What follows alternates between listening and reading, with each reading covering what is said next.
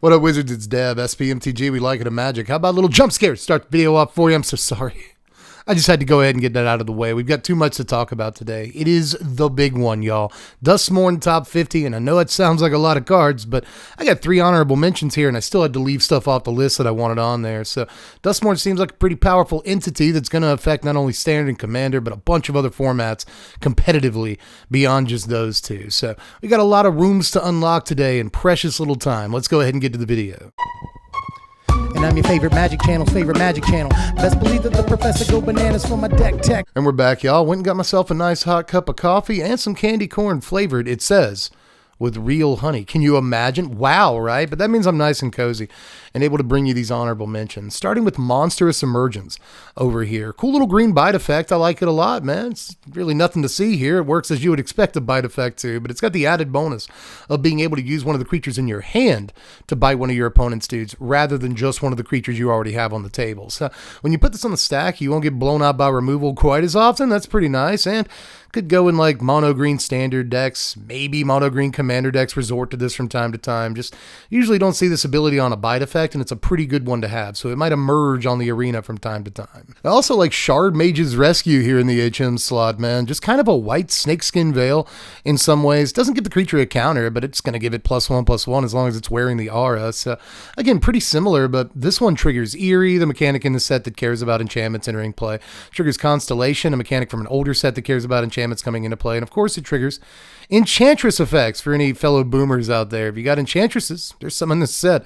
This card will care. For only a single mana, you get to proc all those effects and get to save your dude too, which is kind of the going rate right now anyway. I want to spend 1 mana for my removal counter spells, and this does a pretty good job of doing that. It also triggers Prowess and Valiant and all that stuff. So like maybe Boros Slick Shot with Emberheart Challenger is like a thing. Who knows? Just altogether a really good Magic card, I think. Might want to rescue it from your bulk bin is all I'm saying. But my last honorable mention here is Pyroclasm. I try not to talk too much about reprints on these lists. If I did, then Ethereal Armor would be in my top 10, and I'm not even being like that hyperbolic here, but I did want to bring up Pyroclasm just a little bit because it's definitely going to be fire in Standard. You're going to see it in Best of 1, and it's going to be in just about every sideboard that in decks that have mountains.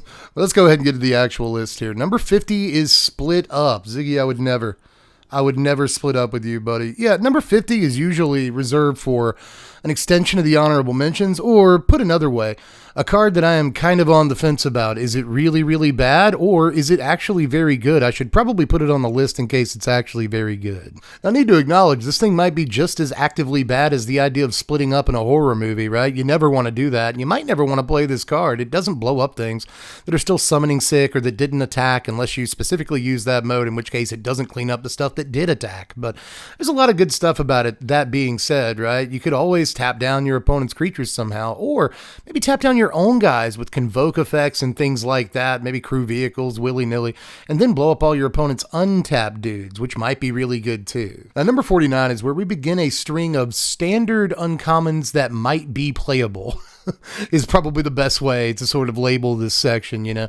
These are all kind of role players that I'm really excited about and wanted to bring up in some way, shape, or form, starting with Fear of Impostors here. And this one is a huge swing that might end up being a miss, and I acknowledge that. This card is doing a poor impersonation of, say, Urtai, you know, and you compare him to cards like him, he might look like an imposter, but that doesn't mean he's terrible. Still a body that counters a spell, and in this case, unconditionally counters a spell. It's not like Aven Interrupt or something like that, like they can play their thing again later, and nothing like that. You just counter their spell forever. So if the spell you're countering is better than a vanilla 2/2, and it probably is, then I'd say you're still up in that exchange. Just all I'm saying is, you see dudes like this and you think maybe they are imposters, but if you think that, then he is an imposter, huh? Because you think he's bad but he's actually good. Did that joke make any sense? By the way, I am Dev.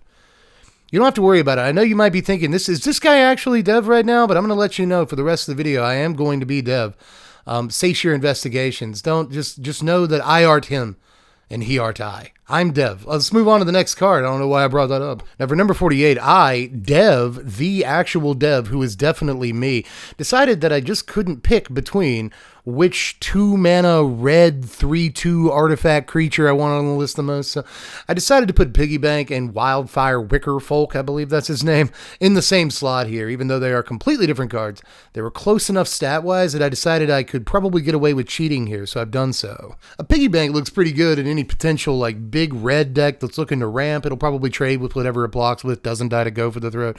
WWF over here looks like it's going to go in any deck that wants to body slam dudes, which I guess is appropriate, right? Just a 2-mana 3-power haste guy is pretty good, and also doesn't die to go for the throat. Both dudes are awesome. My number 47 is Disturbing Mirth over here. Pretty decent little fodder for a red-black sacrifice deck, you know? You play your Hopeless Nightmare on 1, you sacrifice your Hopeless Nightmare to this on 2, and then on 3, you sacrifice this to Braids, man. I mean, not the best deck in the world, maybe, but we are in the kitchen, stovetops on, ovens hot, you know, like we're cooking something up. Also disturbingly good in multiples. Number 46 is Flood Pit's Drowner over here. I really think this could end up being one of the more impactful uncommons in the set, although every time I see someone online say some version of what I've just said, I see a bunch of other people like, this card looks bad. What are you talking about? And it's like tempo. Tempo, my friend, is very, very important, and this can lock down one of your opponent's creatures for a couple of turns while you start banging in with your 2-mana 2/1, which I know doesn't sound super impressive, but again, in terms of tempo decks, I think that playing this and Fairy Mastermind in the 2-drop slot and just having a bunch of flash dudes that disrupt your opponent's game plan is a definite possibility. This guy's great, man. I expect to see him show up somewhere. Number 45 is a card I'm really excited about for Standard, and it also kind of sounds like giving directions on the Hollow Knight map, right? Well, you go past the old beetle carcass, take a few paces, and it's just to the right of the Moth. It's a sick little card here. It's kind of like a Zombify in Standard. We haven't had a 4-mana reanimation spell in Standard that didn't ask you to jump through hoops or lose a bunch of life or something like that in a really long time. But this isn't just Zombify, it's also Unburial Rites, which is a card I've had a lot of fun with in the past, man. The ability to cast a Reanimator spell twice, or sometimes even more importantly, the ability to mill a Reanimator spell into your yard and effectively just pretend it's in your hand. Like, these are both really, really powerful things to be able to do in a game of Magic. So I think Rite of the Moth is definitely going to have an effect on Standard. Number 44 is Sawblade Skin Ripper because treasure tokens exist in Commander. So I think this thing's blades might be pretty freaking sharp, but obviously this works with like sacrificing creatures. I'm talking about Standard now.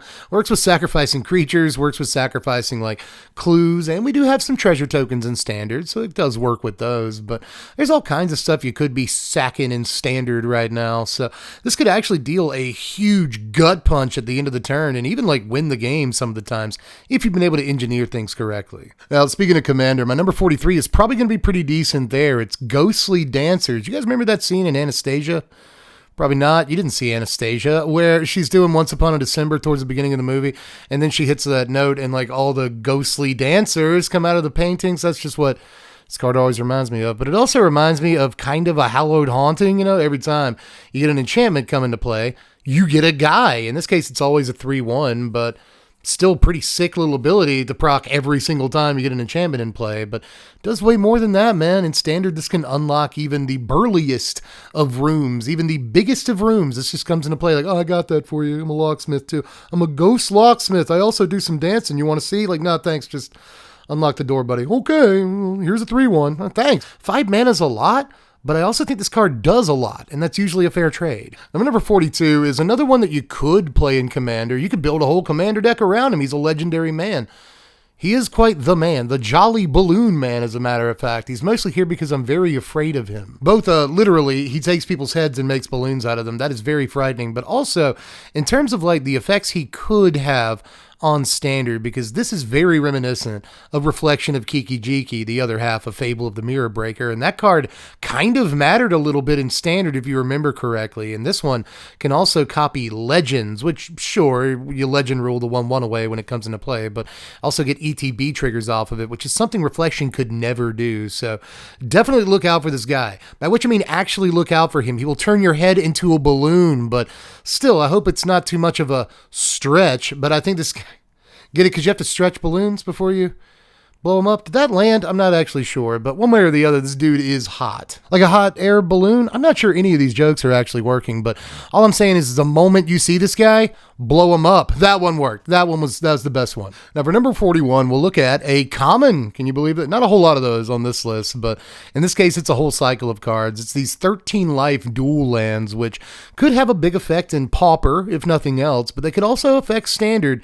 If we're lucky, I guess they could be playable in other formats, but those formats by and large just have better dual lands, right? So as far as Pauper and Standard, I think these probably see play, and they're just kind of actively bad in Commanders. So they can't be too far up the list, but they are cool new duels that don't have to interplay tapped. And if other cards throughout the last few years have taught us anything, it's that you can get down to 13 yourself, down to 13 fairly quickly. And if you're aggro, you can obviously get your opponent down to 13 in just a turn or two. So don't underestimate these. They might be better than they look. Now we're at number 40 already, everybody. It's Doll Maker's Shop and Porcelain Gallery. This is another one I just kind of don't want to miss. It may not look super powerful at first glance, but effectively getting a dude most turns, if not every turn, and you can get a dude the turn it comes into play too, which is kind of important, is probably all right. But apart from that, being able to make all of your dudes, one size a la Mirror Entity, like this is good too, man. It might be worth 6 mana if it wins you the game. And I think on a lot of turns where you've been able to successfully go wide enough, it'll probably win you the game. So I don't know. All I'm saying is don't overlook this thing. It might be all right, but I think a better gallery is the one at number 39 here. This is Painter's Studio and Defaced Gallery, which I think is a much better Magic card and one that's flying under a lot of people's radars. Now, first thing I want you to consider is playing this in the current build of Mono Red deck with the Slick Shots and the Monastery Swift Spears and all that stuff, because when you first play this, it's a non-creature spell. Triggers Prowess, triggers Slick Shots, +2/+0 and all that, and then it gives them attack bonuses when they swing in. All that's really sweet, if you ask me, but if it just sits on the table for a couple of turns, you run out of cards, and suddenly you have a big fat 2-card refill just sitting there on the table waiting to draw Monstrous Rages and close the game out, and that seems good. But even outside of just that build, it seems all right in a big red deck where, again, it's a refill that sits on the table. Awesome. Same thing with just some random Jund mid-range deck or something. Depends on what options they have open and how often they're attacking, but I think that people are really discounting the fact that this gets played for 2 mana in the relative early game, and then when you run out of cards, it just gets you cards, which is super good, man. So again, don't let this one pass you by. I think that it's actually very, very good. My number 36 is the Swarm Weaver, man, and I could definitely see building a commander deck around this, or maybe even just putting it in the 99 of a deck that cares about insects or spiders. We don't have enough dudes like that. I'm always looking to build a Golgari Spiders deck in Commander, breaking out the Mishkanas and stuff, but we sometimes, it feels like, just don't have the amount of support I would like in terms of anthems and stuff. But this guy definitely helps solve those problems, whether he's in your command zone or not. But in Standard, even with the preponderance of competition at the 4-drop slot in the Golgari deck, I still think this guy might be worth at the very least a 1 of, and possibly more. He's going to bring a ton of power onto the table on a ton of bodies. Some of that power flies, whether you have Delirium or not, he's still putting a bunch of bodies on the table. They can chump block for you. They can get in for you. You can blink this guy. You can reanimate this guy. He's not too cheap or too expensive, really, to play in the first place. And even though a 4 mana 2 power body doesn't look impressive, he's bringing so much more to the table, literally, than that when you resolve him. I just think this guy's awesome. My number 37 is Reluctant Role Model. I keep seeing people online being like, this is supposed to be Steve from Stranger Things. And it's maybe it could also be this guy from every horror movie that's ever been filmed. Have you seen horror movies? This guy's in every horror movie. The concept of this guy, at least. It's just, he's a trope, but he's pretty dope too, man. I think he's actually really sweet, potentially, in Commander, because he's kind of a lord in a way. He gives all your dudes a global effect where if they die, their counters move to other stuff. So it's just good in Selesnya +1/+1 counters, and he may show up there. But even in Standard, I think this guy's got kind of a lot to do. You play him on turn 2, turn 3, you use him to convoke a Night Errant of Eos out, or maybe you use him to crew a vehicle or something like that. Even a vehicle that's summoning sick, you just don't care.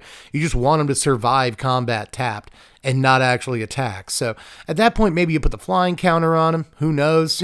At that point, he becomes a lot harder to block and he'll get more and more counters. All of this seems like a pretty good package. This dude can basically kill your opponent in just a few turns, like all by himself if he goes uncontested. And not a whole lot of 2-drops can do that while actually still providing global value to all your dudes. Just honestly, a pretty good package for 2 mana. Also, always reminds me of my old job at Pillsbury, where I would pretend to be a biscuit for marketing purposes. I was definitely a role model. But next at number 36 is Toby, Beastie Befriender. Awesome card here, man. I see a lot of chatter back and forth about whether or not this card is truly good online, but I think he is, dude. In Standard, this creates 4/4 non-legendary tokens that can be copied with a Caretaker's Talent, which I think is a big deal, right? Right now, Caretaker's Talent's mostly copying like little dinky 1/1 dudes from various sources. They're not very good. The best thing he can copy a lot of the time is like the 2/2 Vigilant Knight from Virtue of Loyalty, and like, big deal, you know what I mean? So this guy actually gives Caretaker's Talent some meat in the copying department, which I think is a big deal. But there's other various ways of copying tokens,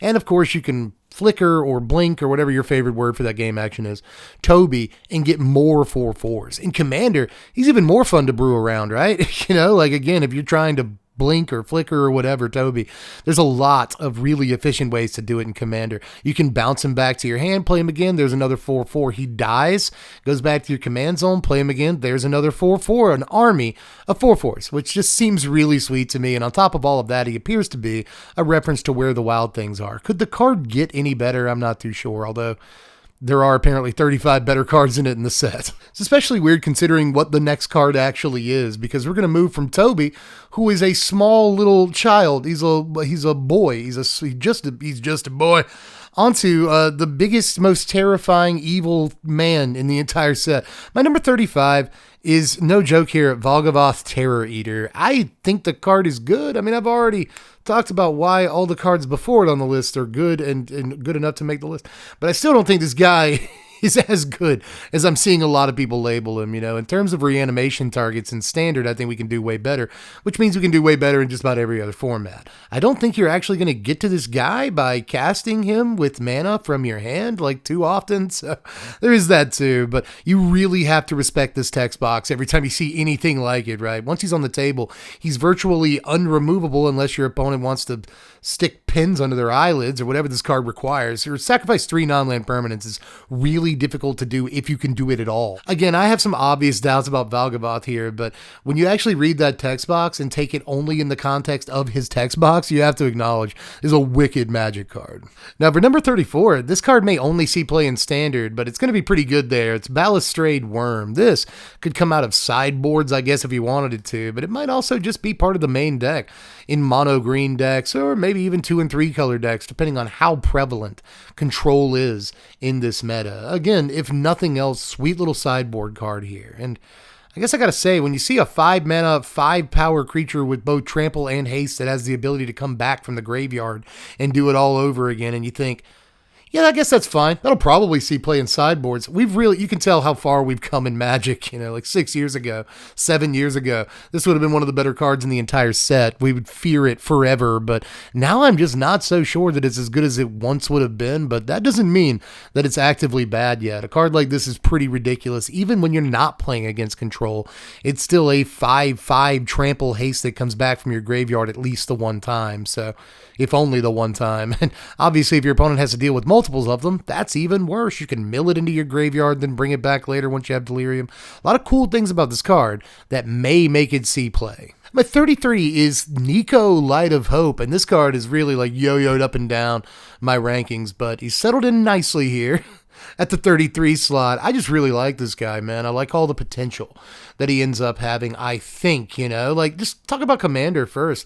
Really think about the scope here of all the choices you have in terms of creatures these shard tokens can copy in Commander. Think about blinking it or flickering this in Commander, or just, you know, it dies, you play it out of your command zone, you got even more shards that can copy even more dudes. But all the way up to Standard, man, I think this guy has ridiculous plays on curve in my favorite format, you know, so it really doesn't matter what you're copying with the shards. I mean, it does, obviously, but I guess what I'm trying to say is that ability is going to be good almost no matter what 2-drop or 3-drop you choose, because this is effectively a 4-drop creature with 3 power and 4 toughness. That's going to put even more power and toughness into play. And even if you have no other creatures for the shards to copy, they're just strictly upgraded clue tokens, if nothing else, and they'll trigger Eerie twice when they come into play. There's just all kinds of things that Nico does. And I think that people are forgetting the scope of things this actually does. They just see a 4-mana 3/4 and they go next, right? But I actually think this is so much more. I have a lot of hope for this card. My number 32 is probably Saffron Olive's favorite card in the set. It's Mirror Room and Fractured Realm over here. Fractured Realm is one of those rooms that costs 1 million mana to unlock, but that's why you have Ghostly Dancers, I guess, which was our number 43, if you remember correctly. I had to look. I didn't remember, but anyway.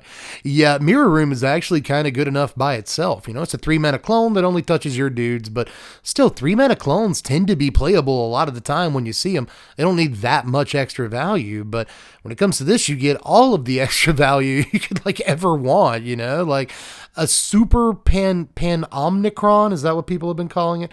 A Panharmonicon that triggers for any triggered ability whatsoever is actually just insane to really even attempt to wrap your mind around. Now, my 31 looks so weird all the way up here past Ballustrade Worm and Valgavoth, for God's sake. There's a bunch of really powerful cards we've already looked at, and I think a lot of them look better than Nowhere to Run, but I don't know, man. I'm really excited about this. I think it's quietly one of the best cards in the entire set. Just 2 mana at instant speed for an enchantment. Gives the creature -3/-3, so gets past indestructibility. Again, has instant speed, so triggers any Eerie or other Enchantress effects at instant speed, which I think is nice. Just a permanent coming into play at instant speed might be a big deal. You can bargain this away later on in the game, but most importantly, this turns off Ward and Hexproof, which again, huge, massive deal. Creatures basically just cannot have hexproof. Just in Commander, that's pretty good. But in Standard especially, the turning off of ward abilities might be a really important part of the puzzle as well. So I think this is a thing that people have just wanted for a really long time. Can we please have a card that turns off hexproof? And the fact that this is going to usually take something off the table and stick around and create that sort of rest of the game value for it until somebody takes it out, I think is actually a huge deal. So don't sleep on this one either. I think it's good in multiple formats.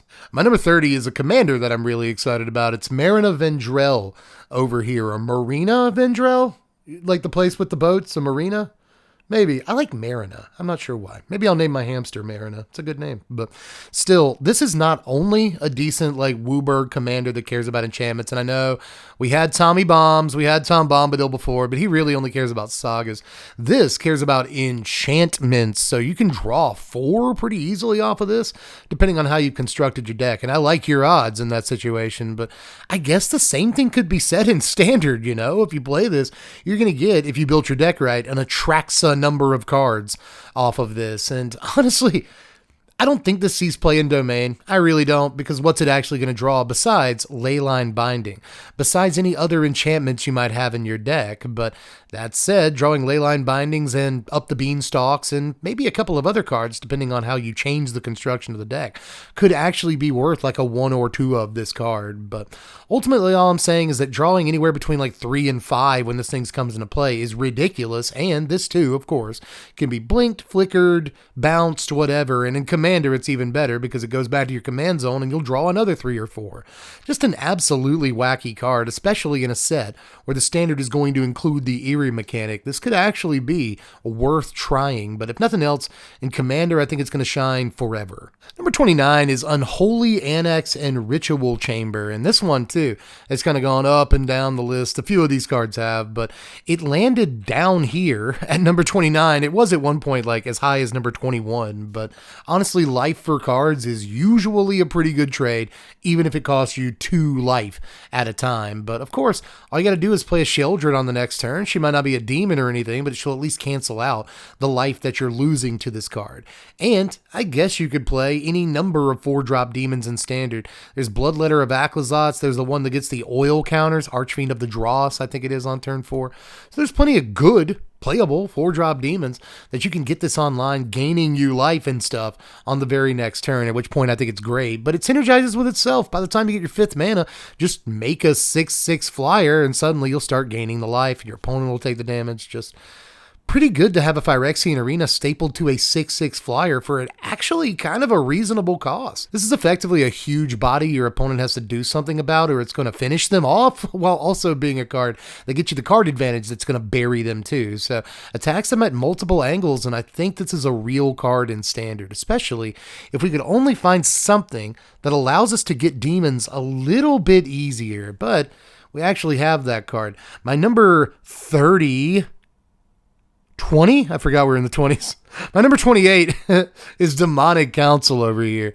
I wish I would have been able to pull that off a little bit more fluidly. But yeah, Demonic Council just lets you go get a demon from your library, which is sweet in those Bloodletter of Aclazot's like combo decks. It allows you to do that. But if you do have a demon, it is just tutor. It's just Demonic Tutor for 2 mana. And I compare this to things like Case of the Stash Skeleton, which I think you ultimately have to spend like a bunch of mana on to get the Demonic Tutor effect, which I don't absolutely love.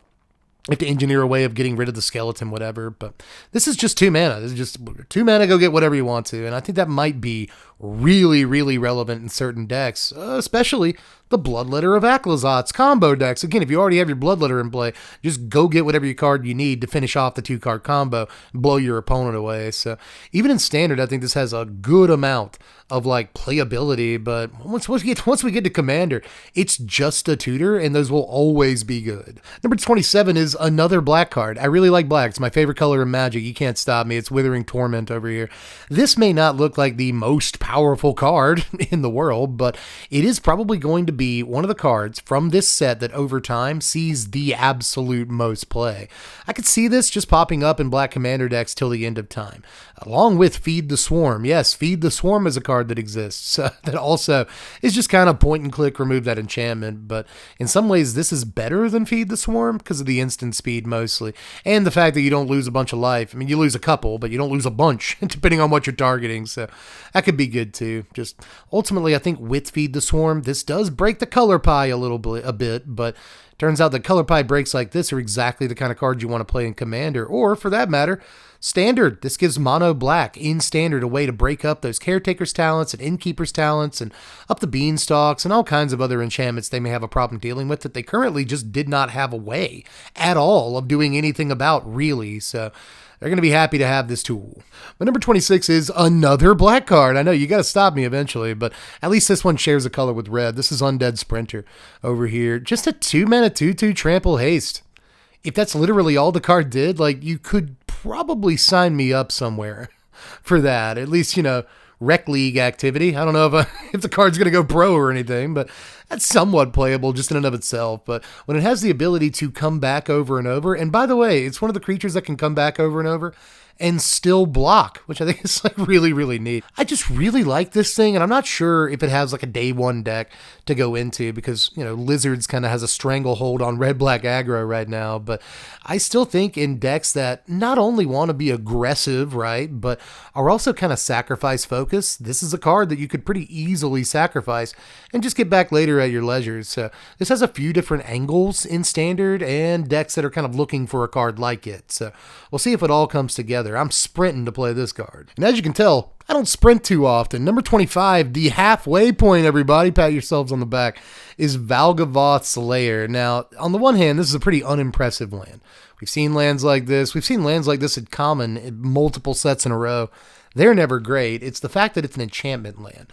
Only ever the second enchantment land we've ever really seen. The first one was Urza's Saga, and that card is kind of okay, I hear. So just a little bit. But when it comes to Valgavoth's Lair, it may not seem as broken, but this is still 2 different types on a land, and that is always extremely powerful, even more powerful than the previous 4-5 cards that we've already looked at on this list. Even more powerful than Valgavoth itself, I think, a good bit. You'd be surprised what all you can do with a land that has an extra type on it. Triggering Constellation, Eerie, Enchantress, whatever for absolutely free is just a start. This also helps fuel Delirium because it's 2 kind of tough permanent types to get into your graveyard, enchantment and land at the same time, and it can go in there as early as turn 1. If you're able to mill, a creature and this, then you are 3/4 of the way to Delirium starting on turn 1 or 2, and that's actually pretty ridiculous. It goes pretty well in like a 3-color Delirium deck, which I actually think there's a multiple angles towards, and I am only at this point talking about Standard. I think this card has work to do in formats well beyond just the newest one, so just keep your eye out for this. I think that it's deceptively powerful. My number 24 is Doomsday Excruciator. This thing costs all of the black mana in your deck. That's not true. It costs like 6, which is not like that hard to get to, honestly. But this just like almost casts Doomsday, except you don't get to pick the cards, which is kind of lame. That's like the whole point of Doomsday. But with this card, it just puts everybody on precious few cards. So I actually kind of want to put this in like my top 15 or even top 10, mostly for its commander potential, if nothing else, because man, if you're getting hungry or this game's been going for an hour and 45 minutes and you're just about ready to go home, you got other stuff to do, you know what I mean? You're thirsty at this point, there's nothing in this house to drink, just play Doomsday Excruciator. I guarantee the game will be a lot shorter than you originally thought. Obviously, I guess this works with like Thassa's Oracle tricks and stuff, but we already have like a million good tricks with Thassa's Oracle, so what's one more? Who really cares? In Standard, this is at least fun to consider. I'm not sure if it's actually good, but there might be decks that are looking for demons. We just looked at a couple of cards that care about demons, and maybe they want this, but ultimately, I do think that it's one of those where, like, if you play it in Standard, it's effectively a win condition along with, like, some sort of mill your opponent spell, and, like, maybe we'll try that out, but this has the majority of its heavy lifting left to do in Commander, and I think it's going to do a lot of lifting there throughout its lifespan. Just maybe more than any other card in the entire set, the one that's going to get everyone to roll their eyes the most and groan and kind of hate you when you actually succeed in resolving it at the table. But anyway, we'll move on to number 23 here, which begins a section of like lower rarity enchantment matters, guys. But I think all of these are really, really good. Starting with Gremlin Tamer, which is kind of a young pyromancer or third path iconoclast, right? But it works specifically with enchantments, and it cares about enchantments coming into play, not you casting an enchantment or anything like that. So that is a slightly different thing, but it could also be a better thing.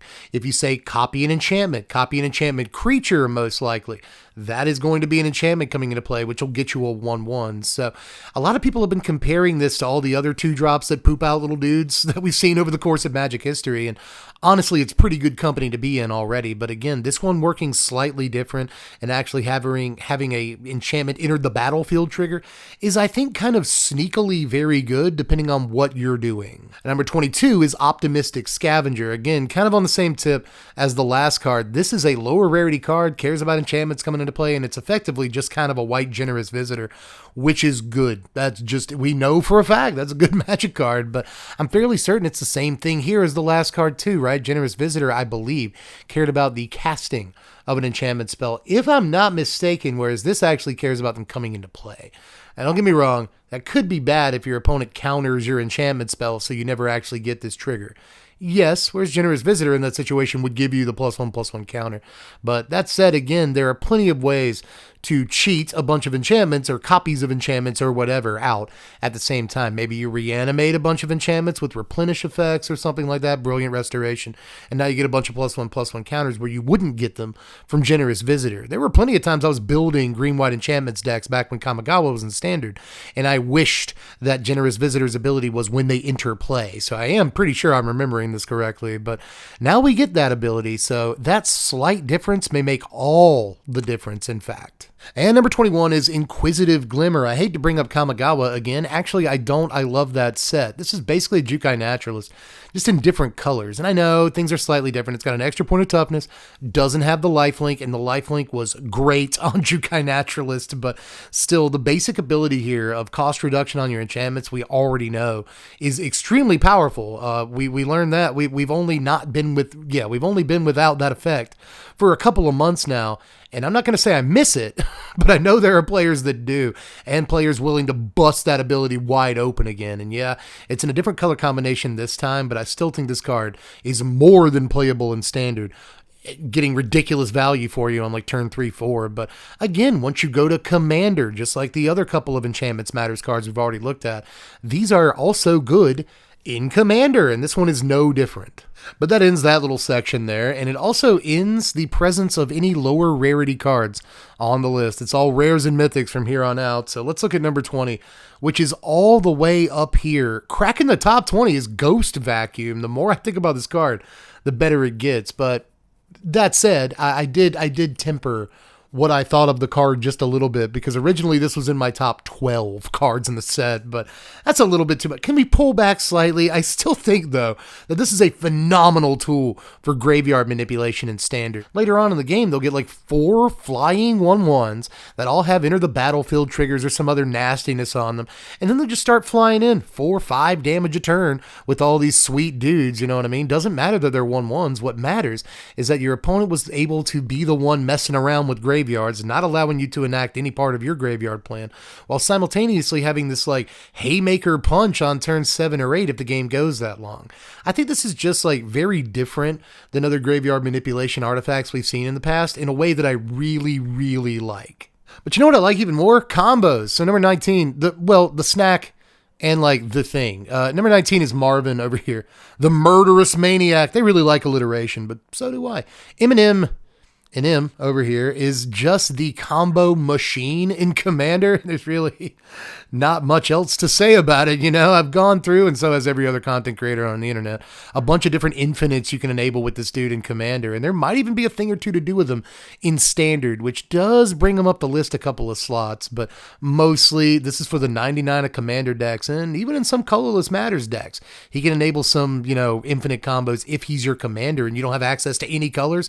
He still has infinites. So like Marvin is ridiculous. He's going to be fun to brew around, and he's going to be fun in the 99 of a bunch of different decks. But speaking of fun commanders, man, number 18 is the Mind Skinner. Yet another commander that I think is going to be great to play in that format, but also have some potential in Standard. Like, I feel like the floor of this card is that he eats a removal spell, and that's kind of fine. But just above that, the floor just above that floor is that he just like trades with a huge dude in combat.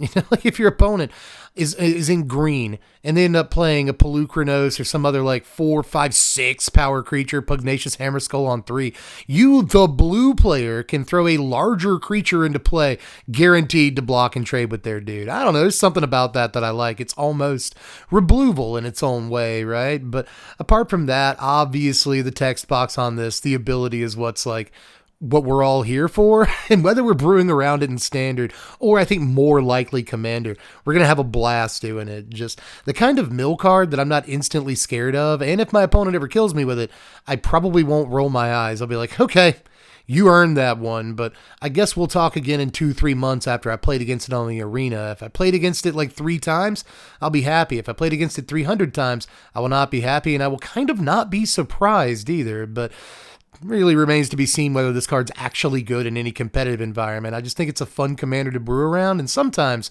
especially with cards like this, when the text box says that really goes a long way with me. I'm going to be playing with this. Speaking of cards I'm going to be playing with, though, I would imagine that the fact that this is my list is a pretty good explanation for Funeral Parlor being all the way up here.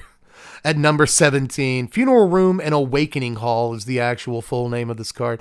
On the one hand, the 3-mana version gives you a payoff for Aristocrats decks. On the other hand, the 8-9 mana version, the right-hand side of the card, I think it's 8 mana, gives you a payoff for Aristocrats decks. Any sacrifice deck is going to want both halves of this card. One is a straight up payoff, a Bastion of Remembrance, a Blood Artist, Zulaport Cutthroat, an effect like that all of these Aristocrats decks want. But on the other side, it is a top rope shooting star elbow drop. That should be a move. People should try and do that move. That should be a thing. But anyway, you get what I'm saying. This is a nuclear finishing maneuver for any Aristocrats deck, and whether they actually do something with the creatures when they come back or not, I can imagine a lot of the times you're just going to sacrifice every dude on the table except for like your sacrifice outlet. And then you're going to activate this room and bring them all back only to sacrifice them again and get even more like Blood Artist effects and finish your opponents off that way. But even if you just want to get a whole team of dudes back on the table to have them on the table, then yeah, I guess you could do that too if you want to be lame. Just one way or the other. That seems like an awful lot of mana, but if an Aristocrats deck gets into the very late game, or if they have a card like Ghostly Dancers that can help them unlock that half, then suddenly they can do a lot very, very quickly. Number 16 is maybe the most underestimated card in the entire set. It is the Roller Crusher Ride. I know, you've already written it off. You've already made the same mistake because all history ever does is repeat itself. Originally, when Innistrad, whatever it was, whatever that set was that came out, we got the Meathook Massacre, right? And you might not remember this, but during previous season, most people, fans and content creators, commenters alike, were all like, well, this probably isn't very good because it costs way too much to actually wipe creatures off the table and who cares? But it turns out that even as a sweeper, the card was very, very good. You're just wiping all the 2/2s off the table or whatever.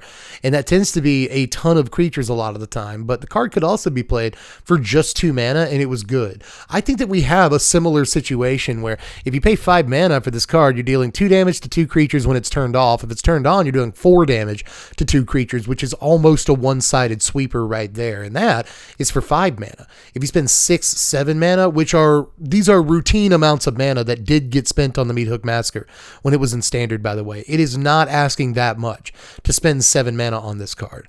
At which point you'll deal, when it's turned off, 4 damage to 4 creatures? If it's turned on, you deal 8 damage to 4 creatures. Again, the most one-sided sweeper you could possibly imagine. I don't know, man. I see something like this and the old wheels start turning on the ride. You know what I'm saying? So people are really maligning this card and saying that they tuned it out of playability, but I actually think that it is just at the bottom of where it needs to be an absolutely ludicrous card. Try this thing out. That was a long time to talk about number 16. Let's move to number 15. It's Arabella over here. The little doll. She looks so innocent, right? She's actually insane. I think this is super standard playable. Whether you just drop it as a one of into Boros Convoke, right? You play it alongside an Impakal. That's a pretty good little 2/3 curve right there. Or you just build a deck around this card. It goes in Mardu Legends with Delny because it'll trigger twice. There's a bunch of other awesome Mardu Legends this goes along with that are all 2 power, But even if you're not in a legend specific build, you can find a lot of incredible 2 power or less creatures to go along with this, from Deep Cavern Bad to Resolute Reinforcements. Am I really going to start naming amazing 2 power creatures in standard or less?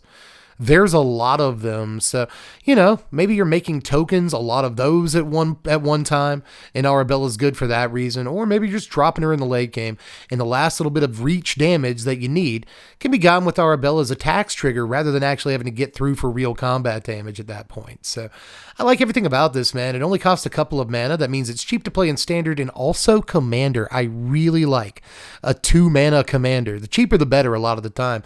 And the more brew-aroundable the better, and Arabella's got all that going for her easily, in my mind. If not one of the best cards in the set, one of the cards I'm most excited to play with. Number 14 is Kaio, Bane of Shadows, originally in my top 10, but the more I think about it, the more I'm like, he's literally just slightly not as good as I think he is. But still, I'm not going to give up, the top 15 and put this card anywhere outside of that. I think this card is still really good in standard specifically. Now, it could go in Pioneer or Explorer, where there are a lot more ninjas for it to work with, but I don't think it works its way into Modern or anything like that, but I think it's okay. And it could even go in Yuriko decks in Commander, because Yuriko is a very popular commander who cares about ninjas.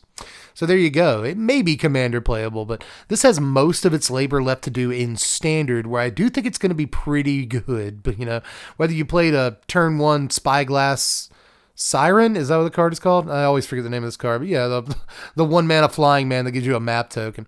Or maybe you played a turn 2 Deep Cavern Bat. I know that sounds really lame because you return the Deep Cavern Bat to your hand, but usually you take a removal spell with Deep Cavern Bat on turn 2. And if you play Kaito on turn 3 because you got in with your Deep Cavern Bat, it doesn't matter that your opponent gets back their removal spell, even if they have the mana to play it, because Kaito has hexproof. Very cute. Now you can just grab something else next turn with Deep Cavern Bat.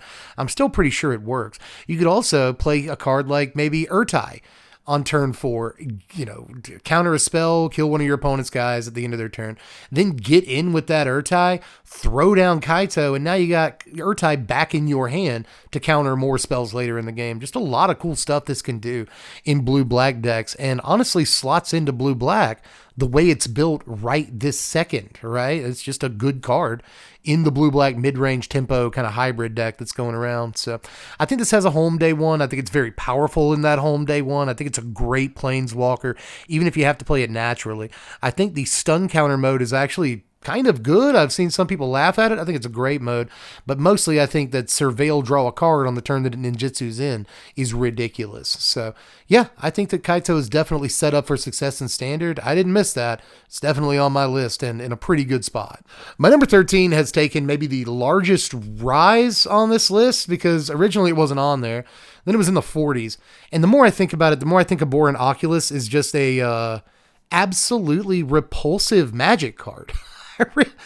I really do. Here at number 13 is the Eye, man. Again, this card, first of all, could be playable in standard on day one.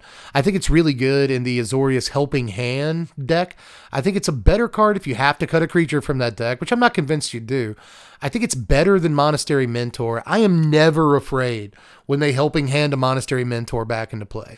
Whereas a Aboran Oculus doesn't die to anything apart from like go for the throat, right? Lay down arms. But if they do lay down arms, it does get you a 2/2 token, like guaranteed, right? Before they can actually lay down arms it. It's sorcery speed. A lot of cool things about this card. I just think that if my opponent played this on turn 3 with a Helping Hand, I'd be so much more scared of it than Monastery Mentor, right? Like this being able to fly in the game in just a few bites, whole different world from a card like Mentor. So, but that's just standard. I actually think that this card could be playable all the way back to like vintage, man. I'm so serious, dude. You remember how good like Treasure Cruise and Dig Through Time tended to be in older formats? Well, this doesn't draw you a bunch of cards or anything, but it's still a really amazing creature stats-wise that can be played as early as like turn 2 in those formats very easily. They pitch cards quick, starting in Modern, really. So I imagine even in Modern, it wouldn't be hard to engineer a situation where this comes down on turn 3 or potentially even 2, especially again in these older formats. This could come down very, very early. So I think it might be balanced just well enough not to be that much of a factor in those formats, but it still has me wondering if it is enough that it moved way up this list. But if nothing else, I think the standard playability on the card is definitely there, even outside of Helping Hands decks. I can imagine this in kind of a Sultai self-mill deck or Sultai Reanimator build. This could be good too, so just keep your eye out for it. Number 12 is Kona Rescuer Beastie, just outside of my top 10. A card that I think is going to be a lot of people's number 1 for standard card in the set, but I actually called this the most overrated card in the set in a video with Power Dragon the other day, and I believe it was on his list as well. So, I would say this card is not quite as amazing as a lot of folks say it is, but I also have a fear that my mouth will be shut very, very soon as we get our hands on this card. It can do the thing the turn it comes into play by crewing a vehicle or convoking another creature out or any other number of ways to tap it down on the same turn you played it. And at that point, you can unleash an Omniscience once Foundations comes out, but in the meantime, you've got one with the Multiverse to play, which is pretty sick too. Portal to Phyrexia. You've got any number of giant creatures like a Traxxer or whatever. So there's definitely no shortage of incredible targets to throw down as early as turn 4. And by the way, again, once Foundations comes out, we'll have Llanowar Elves. So it's pretty easy to engineer a turn 3 situation with this thing. And that's very scary. So as much as I've said this card could be overrated, dies to removal is a huge, it's got a giant target painted on its back and all that. If your opponent knows you're a Kona deck, they will hold up that go for the throat. So, I have issues with the card, but I still cannot deny that even when they see it coming some of the time, it doesn't mean they can do anything about it, so I am a little scared of it. But here at number 11, the honorable mention for the top 10, we've got what I think is the better green 4-drop in the set. For standard, it's Hedge Shredder. This is the 4-mana vehicle that mills cards and gets you lands, and it's a 5/5, and it crews for 1, it slices, it dices, it takes care of your lawn care for you. It seems like a good card, man.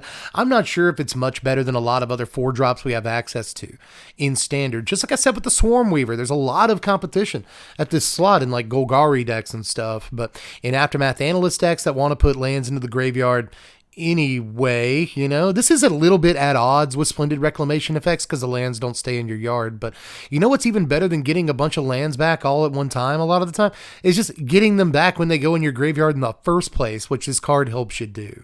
I think it's just phenomenal. Even with, you know, no creatures on the table, maybe you have a Mirex or a Fountain poured out. There's a bunch of lands, at least a couple, that make 1/1 tokens in Standard right now that can crew this very easily. So even if you don't have a creature in play or on top of your library, you can still get to swinging, still get to milling, still get to play in them lands and stuff. I just think this card is kind of unbelievable. Goes with Iridescent Vine Lasher very well as well. So just kind of has a lot to do. Ramps you relatively fast while also being a giant meaty creature, which I think you're looking for. But let's move into the top 10 here. My number 10 is yet another vehicle, but I think this one is actually the best vehicle in the set. It's Unidentified Hovercraft. Now, this is mostly a pick for Standard, but these next couple of cards in the top 10 here are going to be things that I think are just the absolute best, bar none, Standard cards in the set that are almost guaranteed to see play. And so, with that in mind, I think that this is a pretty good spot for a card like this because it will for sure see play. Not only because it's just a strong card in a vacuum, these kind of Fiend Hunter effects usually are, but this one, unlike other Fiend Hunter effects, can't be killed by like sweepers or other sorcery speed removal, which I think is a huge deal. If it's not a creature, there's tons of stuff that can't kill it. If it is a creature, a Go for the Throat can't kill it, which matters a lot too. But in the meantime, this also enables tons and tons of shenanigans with survival creatures, which I think is going to matter too. I think this is probably the best thing to crew with your Kona the turn it comes into play, you know? Just imagine that line. Even if you're on the draw, it seems good to like turn 3, take whatever your opponent's 3-drop was with your Unidentified Hovercraft, turn 4, Kona, swing in because you crewed the Hovercraft. That's 2 flying damage. And by the way, I'm also going to drop a Vaultborn Tyrant on the table. Just altogether, there's a lot of play on this card, man, and I think it's going to be huge in Standard. It's Unidentified Hover Ship, by the way. I know, I've noticed now that I look down at my notes. I think I've been calling it Hovercraft because that's what it's called. Calling it Hover Ship, you're just being, you know, difficult at this point, Wizards. Number 9, though, is Screaming Nemesis, man. Whew. Ooh, that's a good card, man. This might actually be good in Commander and beyond. This could be good in like Pioneer and stuff as well, because the forever can't gain life ability is pretty good, especially out of the sideboard against certain decks. It's amazing. And I say the same thing about Standard. Out of the sideboard, this looks phenomenal, if not, you know, for nothing but that one line of text. But honestly, just strictly better Boros Reckoner with haste that's like way easier to cast and still does the Boros Reckoner thing. Again, like, sign me up. Where are the signups for that? Because I want to be on that team, dude. Like, if your opponent does throw something in front of this and block it and kill it, then it'll probably trade. But even if it doesn't, you get to bolt something. You know, I think your opponent has to block this with like a 7 toughness creature in order for that creature to for sure survive, which is pretty great. But if they print anything like a Blasphemous Act effect into Standard, watch out, because, you know, Blasphemous Act's good with Boros Reckoner. It'll be pretty good with this in Standard if they actually do that. And in the meantime, it kind of works with stuff like Brotherhood's End. Even though the Brotherhood's End kills it, you still get to zap something, and then your opponent can't gain life if you zap them. And it's just all together a pretty good package. A 3-mana 3/3 is not what it used to be, but when you slap haste and 2 ridiculous like perma ability, it's just, this card's good. And I really shouldn't have to justify that opinion too much. As a matter of fact, I can't be screaming about it all night, so let's move on to number 8 here, which is Layline of Residence. I'm going to respect this card. I do think that it's a bit overrated. I don't think that it's going to be the best card in the world in best of 1, but I do think that it will get banned. I'm pretty sure this card's going to get banned. And when a card gets banned, you should probably put it in your top 10. Like, you know, proactively, if that's what it takes, you know.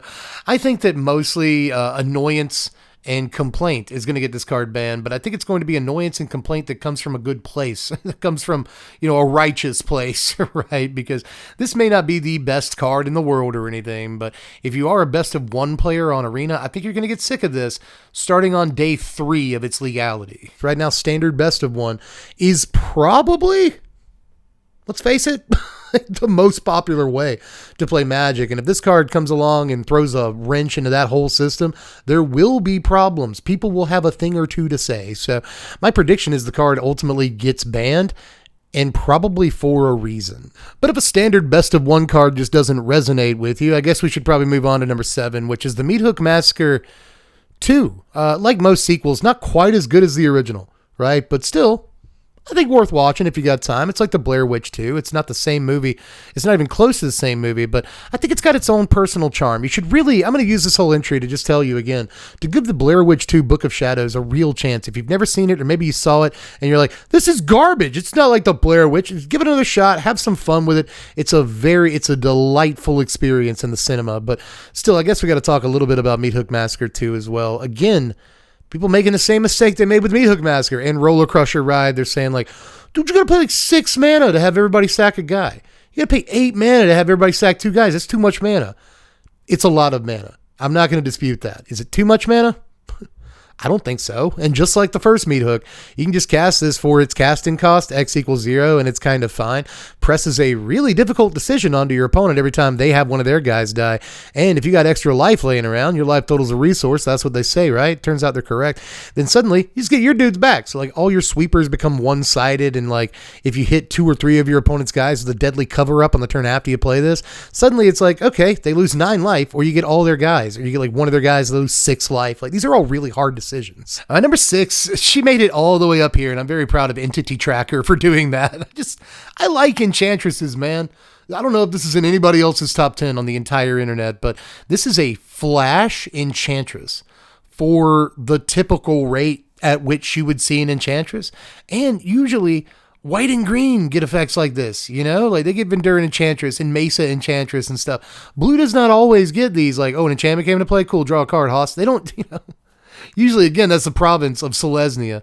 And even though there are Enchantress decks in Commander, there's a very famous Bant commander that likes enchantments, but there's just not, and this card will go in there, but there's just not a whole lot of blue creatures that do this, but there's really no enchantresses what have flash, which is like even more important. When you add flash to it, that's a whole extra dimension that these cards like never had before that I think matters tremendously. Now here at number 5 and number 4 for what it's worth, I kind of have to cheat again a little bit, but I haven't cheated since like number 48 or whatever. So I hope you can forgive me, and I hope you can understand why I did what I'm doing with these next couple of entries, because number 5 is the Overlord Cycle. I'm just going to call it, but I will put these in like a perspective order for standard, because I think they're mostly meant for standard and not a whole lot of other formats, but they all look pretty good to me. Ultimately, I think the blue one is probably the worst one, but I say probably because the set's not out yet and I can't technically see the future, but when compared to the other ones, I'm not too sure. The red one looks pretty good. I'm not sure it's the 4th worst one, but I'm not sure it's the 3rd best either. You know what I'm saying? So I'll go ahead and put it here. 4 damage is a lot. When it first comes into play, it can go Dome, it can hit Planeswalker, all that sweet. And once it gets attacking, that's pretty good value that'll end the game quickly. Now the black one looks pretty good too, and I'm not sure this isn't the best one, right? I mean, you can impending this for just 2 mana, mill stuff into your yard, get more permanents, and then by the time it gets attacking, it's actually a real power toughness your opponent has to worry about, and it's getting you more value off the top of your library every time it attacks. So the turn you play it, it basically replaces itself in your hand, which like none of these do, but this one happens to do that at the lowest cost, which I think more people should talk about. And then it continues to replace itself later in the game, which is nuts. But apart from that, the white one looks really good too. This puts a bunch of power and toughness into play when you impending it, or just when you cast it out of your hand. You can do that too. It turns out all of these you can do that too. But when you impending this, it puts a bunch of flying power on the table and then joins in later and puts even more flying power on the table when it attacks. That seems like a lot of value, but I think the green one is probably the best one, mostly because it slots into domain day 1. As soon as you get the land, which is turn 3 and turn 2, once we get Llanowar Elves, remember that. My God, we'll give you a land of each basic land type, which means you just have domain and all your leyline bindings cost 1. Pretty atrocious. You know, just the best thing that could ever replace like Topiary Stomper that we could ever hope for. So yeah, again, I think the green one is the best one, but the black and the white ones are like really nipping at its heels, man. I think all of these are pretty playable Magic cards at the end of the day. But you heard me say that I had 2 cycles in a row to talk about here. So number 4 is the Enduring Cycle. And the only reason I'm putting these above the Overlords is because these are also way more playable, I think, in Commander than the Overlords are. These are all good in Commander, but but they're good in Standard too. I'm probably like most excited to play the black one in Standard, but I'll also say the black one is probably not the absolute best one in Standard, but still, there's a fair number of life gain decks that could work with this, and if nothing else, it's a discounted Sanguine Bond that comes back and is still a Sanguine Bond when it dies. Nuts, both in Standard and obviously maybe even more nuts in a format like Commander. But the blue one is good. I put that on my underrated list when I talk to Power Dragon. I don't think enough people are talking about this flash guy that has Reconnaissance as text. And Reconnaissance is a fine magic card, especially if you can flash it in on a body. That's all very good. But the white one is sick too, man. It's basically Tassi is Welcome, but comes back as another Tassi is Welcome. You get Tassi is Welcome twice. Pretty sure that's a fine card. You know what I'm saying? The green one is freaking Cryptolith Right, and I think that's good in Standard, to be honest, not just Commander.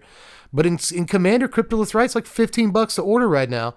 This is super cheap compared, so just go ahead and order it. It's going to blow up at one point in price tag. But again, in Standard, you play a creature or two the turns before you play this, and suddenly it basically pays for itself, or almost does, the turn that you cast it. That's a powerful effect, man. And I guess I didn't talk about Courage, the cowardly dog over here. He's not the best one, but he's there. He might be the worst one, and he's still a good effect. So I like all of these, dude, like an awful lot. And I think a few of them have real Standard playability, especially the green and white ones look freaking phenomenal to me. But again, all of these look great. But we've made it to the top 3 already, everybody. What did it take, 3.5 hours? I don't know what the runtime of this video is, but it feels pretty brisk. The usual recording session for one of these. I'm still in the game. I can go, coach. Put me in. Let me fight that guy. Number 3 is Walk-In Closet, as well as Forgotten Cellar. I think this is easily, if you can't tell by the positioning of all the rooms in this video, I think this is easily the best room in the set, just by this massive, massive margin. I think it's going to be playable in Standard. I think it's going to basically spawn kind of its own archetype, and even if it doesn't, I think it's good in the Doppelgang decks in Standard, but probably beyond even that. You're not, by the way, this is what it looks like. It's Crucible of Worlds on one app that get you back your Fabled Passages and stuff like that. And like Blast Zones, Demolition Fields, there's plenty of other things like lands that sack in Standard. But if you're just milling lands into your yard, this will help you play them. But mostly, this is just playable because Fabled Passage is a card that exists in Standard. But on the other half, it's literally green Yawgmoth's Will. It's green. It costs a little bit more. It costs 2 more mana than Yawgmoth's Will. But it's still just Yawgmoth's Will. But my number 2, man, all the way up here is Pinhead, man. Razorkin Needlehead is a card I don't see nearly enough hype over. How come, man? This card is playable in Legacy. I am fairly convinced this card is playable in Mono Red Aggro and Legacy, and not even out of the sideboard, right? I feel like the farther back you go, the more brainstorms and ancestral recalls and such that you actually encounter, the more busted effects that draw half their deck in one turn. This card is insane against, right? Like, in some ways, this card will just keep whole decks from winning and in fact force them to lose because of their draw a bunch of cards game plan. It's ridiculous in multiples. It's not legendary or anything. They slap first strike as long as it's your turn on it, so it doesn't actually attack poorly either. It attacks very, very well. Just an unbelievably, nasty. This is Underworld Dreams on a body for a 33% discount. Do you understand how lucky you are that you live in the timeline you live and we get this? Just as far as like cards that are playable in, way back formats and are playable in the most formats, I think that this is the one, baby, in the whole set. I think this is the card that is playable in the most formats, like period. So yeah, man, get all your pinheads ready. I think it's just ridiculous magic card. But number 1 has to be, I'm so sorry in advance for this pick, the new duels. Now, let me explain this, because very often, if there are new dual lands in a set, I will make them part of like the honorable mentions, and I'll say specifically, like, boy, it'd be really boring if the dual lands were like my number 1 card in the set, and if they were on the list, they'd have to be my number 1 card. And in this case, that's true. They're on the list. They have to be my number 1 card, but these are not the average new dual land that we see. These are not like the Surveil lands that we got a couple of sets ago, which are good. These, on the other hand, I think are some of the best and most special and bound to see play in like nearly every format imaginable dual lands that we've gotten since shock lands. There's a lot of discussion to be made in terms of like nerdy mana-based discussion when it comes to how many of these you play and how you fit them and how many basics you play and how many ways to fetch basics. And there's a lot of math to be done, right? But all that said, I still think it should be no surprise that to me, these are going to be not only like the best cards in the set, but definitely the most impactful and the cards from this set that you will see moving forward for the rest of time.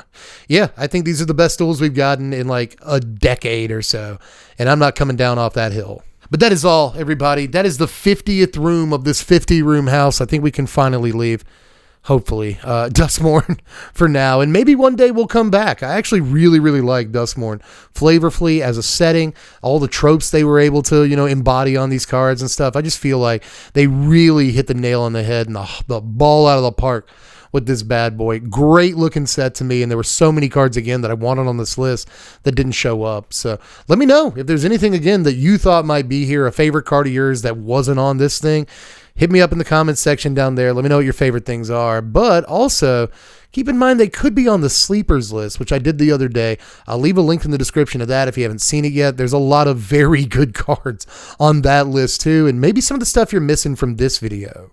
Aside from that, I'm just about done. Just hit me up on the Patreon. $1 a month is all I really ask from you. I think I'm worth $1 a month. I work really, really hard. I swear I do. But anyway, $1 a month's all I ask. It helps out the channel a lot, and you'll be able to vote on what big deck projects we do for Duskmourn and beyond as well. But apart from that, I guess I'm done. I think that is Allski Kowalski, or is it Itski Lowitsky?